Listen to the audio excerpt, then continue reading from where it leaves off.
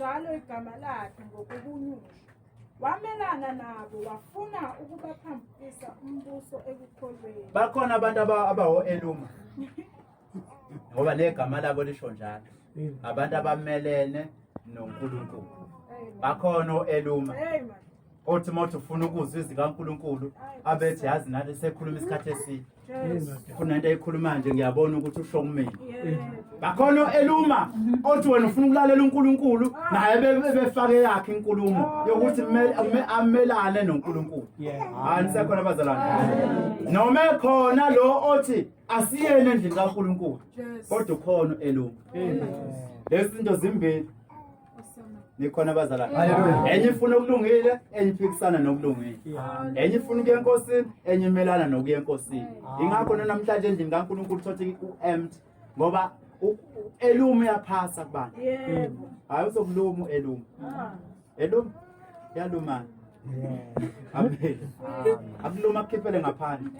Namhlanje inkulumo kaMnguni iyayithinta lento ukuthi abantu abaningi abasakwazi ukukhonza through ukuthi kuno Eluma. Yebo. Abaluma abanye abantu. Amen. Bayahlebana bayahleba nawe uzophuma.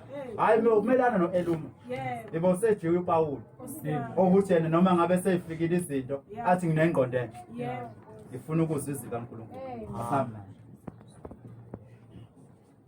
Keka lokhu Sawule okwakunguPawule ezele ngumoya oyingcwele wamjonga wathi. Kepha uSawuli osethiwa uPawuli egcwele umoya ongcwele wamgqolozela. Kunendoda la yayizingela amakhola ubani bazalwane sazingela amakhola. Maye singasazingela amakhola abobani. Wayegcweleni? Endiyenze njani? Yambuka. Yabuka lo ibuka bani? Ubuku Eluma. Lo umelane namakhola, lo umelane nento kaNkulunkulu. Nisekhona abazalwane. Amen. Uthi ake ngihlabele umhlabelo omdala kodwa mhlawumbe opposite kancane lento. Usithatha phi isibindi singa usithatha phi isibindi singa usuthathu Satan umfake phaphe usuthathu Satan umfake phaphe. Angeke ube nesibindi umoya engcwele ungenawo omelana noEluma. Yabona uma ufuna ukumelana nomhlebi kufanele ube nomoya engcwele.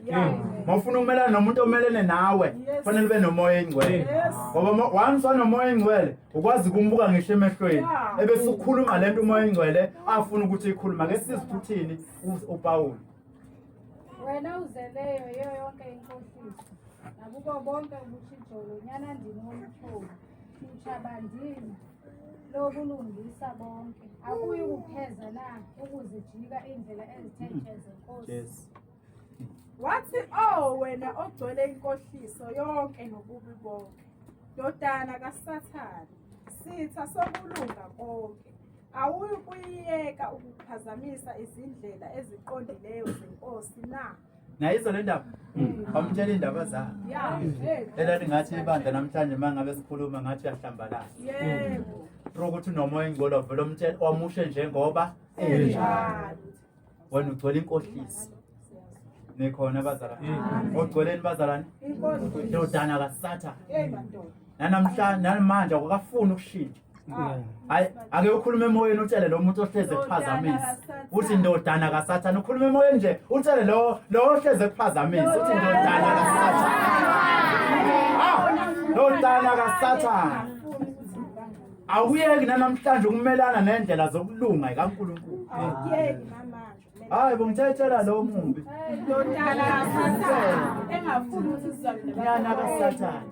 Osiyami. Eliqokile. Iqolo elikhulu efuna ukuthi akulezwane nabo kuphela. Into yenkohliso. Hawu.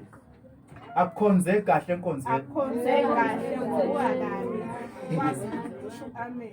Amen. Ayikho into eyinkinga njengoEluma ebandleni. Yabona uEluma? Amen.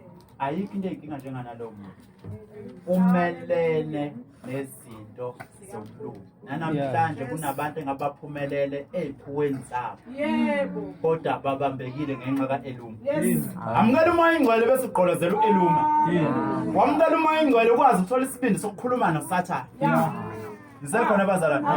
Umtshela umbheke emehlweni, hayi umtshela umkhophozela, umtshela umbheke emehlweni ukuthi indodana kaSathane. Siyabonga sibukele ngoba isikhathi sami sisimbalelele. Verse 11. Uyabona nangoku isandla senkosi siphezu kwakho. Uyakuba imfama ube mzuzu ungaliboni ilanga. Walapho ke wawela uqatyazo nobumnyama wayemkhamzela efuna abampola ngesandla. Bheka isandla senkosi siphezu kwakho manje. Uza kuba impumputhe kube isikhathi ungaliboni ilanga. Kwase kumfikela khona lapho ukufiphabala nobumnyama. Wahamba efuna abazokumhola ngesandla. Nangu lo muntu Yeah. obe yinkinga empilweni yakho. Yes.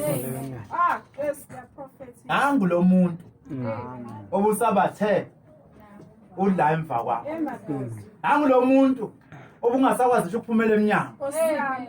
Nangu lo muntu ebese ushintsha ngisho indlela moze esontweni. Hallelujah. Xa futhi usuzodileya uhambe ngenye indlela ngoba uma ke wahamba wadlula ngakuyena uzofika esontweni sohlubukile. Bakhona ngenzeka ungafiki. Hallelujah.